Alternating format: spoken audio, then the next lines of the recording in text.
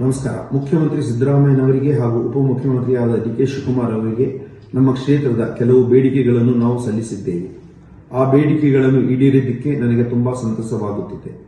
ಕಲ್ಯಾಣ ಕರ್ನಾಟಕದ ಸಂಪೂರ್ಣ ಆರೋಗ್ಯ ಅಭಿವೃದ್ಧಿ ಯೋಜನೆಯಡಿ ಬಸವ ಕಲ್ಯಾಣದ ಆಸ್ಪತ್ರೆಯನ್ನು ಜಿಲ್ಲಾ ಆಸ್ಪತ್ರೆಯನ್ನಾಗಿ ಮೇಲ್ದರ್ಜನೆ ಮಾಡಿದ್ದು ಅಲ್ಲದೆ ಹೋಬಳಿ ಕೆರೆ ತುಂಬಿಸುವ ಘೋಷಣೆ ಮಾಡಲಾಗಿದೆ. ನೂತನ ಹುಲ್ಸೂರು ತಾಲೂಕಿನಲ್ಲಿ ಪ್ರಜಾಸೌಧ ನಿರ್ಮಾಣಕ್ಕಾಗಿ ಅನುಮೋದನೆ ನೀಡಿದ್ದಾರೆ. ಬಸವ ಕಲ್ಯಾಣದಲ್ಲಿ ನೂತನ ಅನುಭವ ಮಂಟಪದ ಕಟ್ಟಡ ಕಾಮಗಾರಿಯನ್ನು ಶೀಘ್ರವಾಗಿ ಪೂರ್ಣಗೊಳಿಸುವ ಭರವಸೆ ನೀಡಿದ್ದಾರೆ. ಬೀದರ್ ಸರ್ಕಾರಿ ಆಸ್ಪತ್ರೆಯಲ್ಲಿ ಹೊಸದಾಗಿ ಕ್ಯಾನ್ಸರ್ ಡಯಾಗ್ನೋಸ್ಟಿಕ್ ಘಟಕ ಮಂಜೂರು ಮಾಡಲಾಗಿದೆ. ಸಿಎಂ ಸಿದ್ದರಾಮಯ್ಯ ಅವರು ಮಂಡಿಸಿರುವ ಬಜೆಟ್ ಸಮಾಜಮುಖಿ ಬಜೆಟ್ ಆಗಿದೆ. ಎಲ್ಲ ವರ್ಗಗಳ ಸಮುದಾಯಗಳಿಗೂ ಅನುದಾನ ಹಂಚಿಕೆ ಮಾಡಿದ್ದಾರೆ. ಕಲ್ಯಾಣ ಕರ್ನಾಟಕ ಭಾಗಕ್ಕೆ ಅನೇಕ ಉಪಯುಕ್ತ ಯೋಜನೆಗಳನ್ನು ಘೋಷಣೆ ಮಾಡಿದ್ದಾರೆ. ಗ್ಯಾರಂಟಿ ಯೋಜನೆ ಇದ್ದರೂ ರಾಜ್ಯಕ್ಕೆ ಬರೋಬ್ಬರಿ ಸುಮಾರು 4 ಲಕ್ಷ ಕೋಟಿ ಬಜೆಟ್ ಕೊಟ್ಟಿದ್ದಾರೆ. ಬಡವರ, ದೀನದಲಿತರ, ಮಹಿಳೆಯರ, ಅಲ್ಪಸಂಖ್ಯಾತರ ಮತ್ತು ರೈತರ ಪರ ಬಜೆಟ್ ಆಗಿದೆ. ಅತ್ಯುತ್ತಮ ಬಜೆಟ್ ನೀಡಿದ್ದಾರೆ.